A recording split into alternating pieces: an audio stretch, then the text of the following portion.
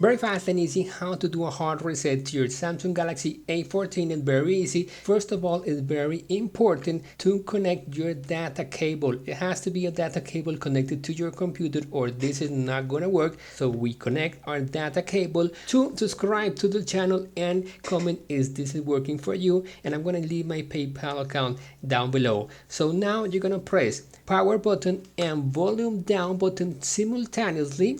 And when the phone turns off, you're gonna press volume up. Press volume up, and when Samsung logo appears, release power button. And now we're gonna wait to enter the recovery menu. Now that we are here in the recovery menu, you're gonna move down with the volume buttons, move down, and you're going to enter this option called wipe data factory reset, and with the power button you're going to enter, and now you're going to go down once and press enter, and when you press enter you're going to see that in the bottom something is going to appear or something is going to happen.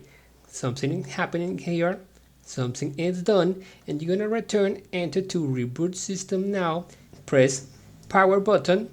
And that's all you have to do. Very easy, very fast. Remember to subscribe to my channel, and you can give me love in my PayPal account that you're gonna find it in the description. Subscribe, likes, and thank you.